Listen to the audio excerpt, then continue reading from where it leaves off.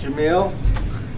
Pick, pack, load, straighten, doing whatever it takes to get our orders out the door in an accurate, consistent manner. Thank you, Jamil.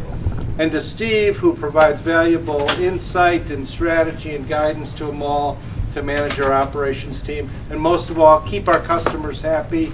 We need to keep our customers happy. To all, thank you all for a job well done. Great job, so thank you. So that was just kind of a kind of lunch that the company put together for all of the managers to just kind of say thank you for the last year. And I don't need to talk about what's happened over the last year. You guys all know. You guys lived through it. And so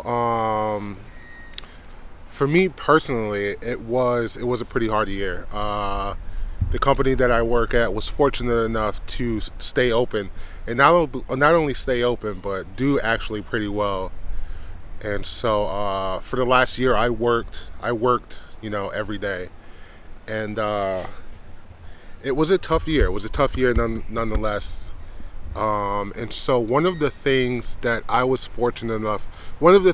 am fortunate enough to have is a pretty good personal relationship with one of the owners of the company that I work for. And so just over the last year, just some of the conversations that he and I have had, and just some of the opportunities that I've had to just walk into his office and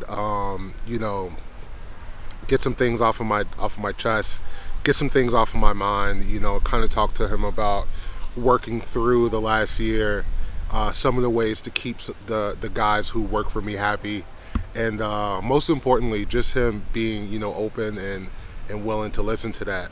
I know that I'm fortunate in that aspect because we've all heard, stories of people losing their jobs or working for horrible people who, didn't give a shit about their well-being.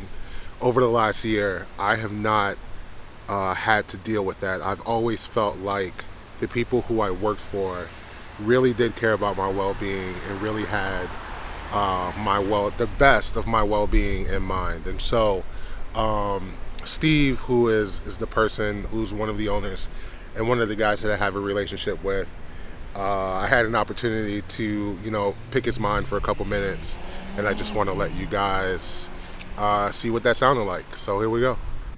Steve, say hi. Today at work, we are celebrating like a year post Panny, the pandemic that we shall not name. And so I just thought it would be pretty cool to ask Steve a couple questions about this last year. And I think you guys might find it pretty interesting. You ready? I am ready for you, Jamil. I didn't let Steve know. I literally just walked in here. I have no idea what these questions are. All right, so one of the things that, if you guys don't know, we worked every day over the past year. We had, regular holidays off, but for the most part, these guys did a really good job of A, keeping us working, and B, keeping morale pretty high. And so you guys have kind of heard some stories about, how bad some employers were to their employees. It was quite different here. And so I'm just going to ask Steve a couple questions. And so first question, you guys decided pretty early on some things. You guys decided to let the office staff work from home. You guys paid a premium to the guys who were in the warehouse and worked every day.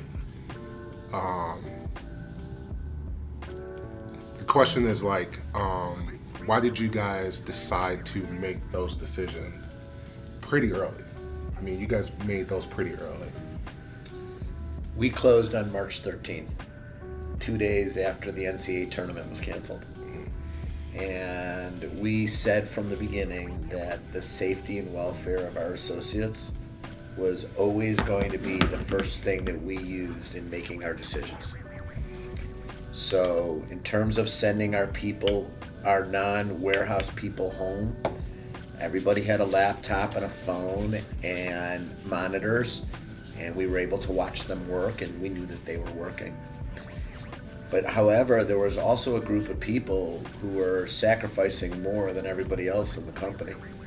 And we felt right away that there had to be compensation for that sacrifice.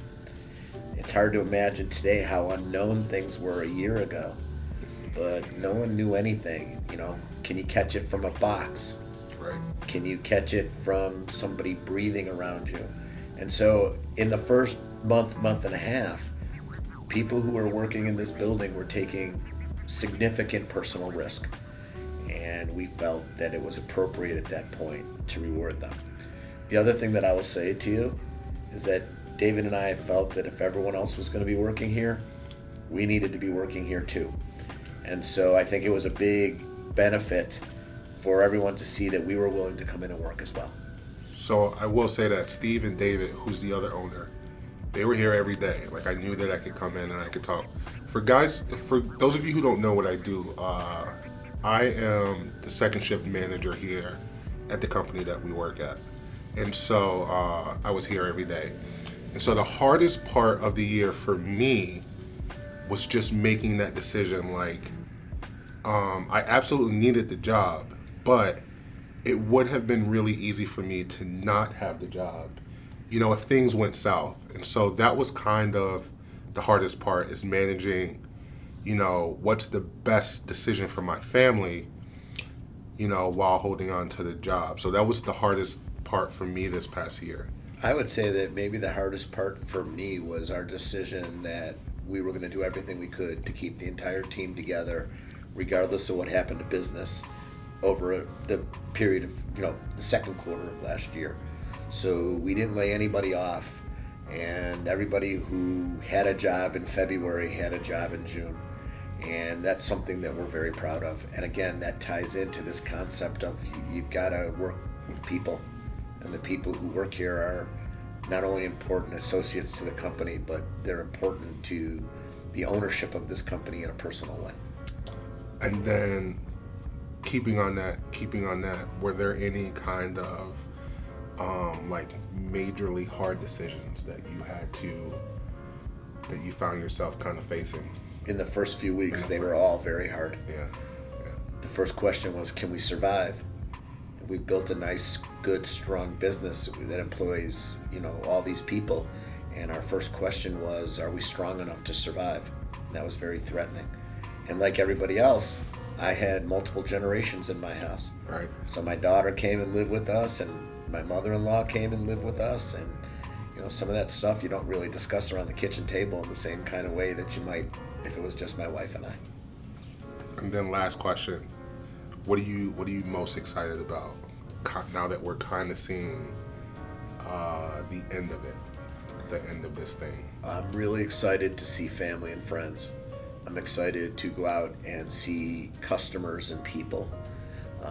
I'm excited that we lifted our mask mandate this week. It makes it a lot more comfortable to walk around the office. I'm excited that there's brighter things in front of us and that it's summertime in Chicago. Which way do you feel like we're kind of headed? Not as a company, but just kind of like, because you and I had some really well, amidst all of this, all the racial tension was coming out and all that other activities, and we're smarter because of it. I think that everyone is increasingly more aware. So I believe that the road changed while we were. I think that the other side of that is the road also changed in our political world, where they can't even agree that the color of your shirt is black. Right. And so it makes it very difficult to move forward when we can't get out of the past. So I am optimistic by a lot of things that I see. You ever think about running for office? No. But I'll tell you what, I'm really excited about our diversity initiative over the next year and how that can begin to influence people. One of the things that we are able to do as owners. Wait. We'll talk about that in another episode. One of the things we're able to do as owners is insert our opinions onto other people. And in diversity, that's one of the things that our ownership is doing right now. we'll do Awesome. that another time. Thanks for your time. Thank you. I just want to say thanks to Steve for giving me that time, and I'll leave you guys with this. I know that everyone isn't fortunate enough to work for someone who they also have a really good relationship with.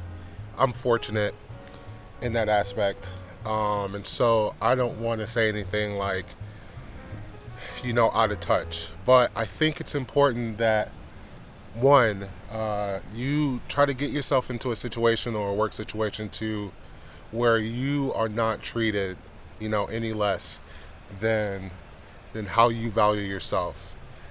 And so if that means that you have the ability to change jobs or whatever, you should be working for people who see your value in you the same way that you value yourself. Anyway, that's the vlog. Thank you guys for watching if you made it this far, and I will see you guys tomorrow. Peace.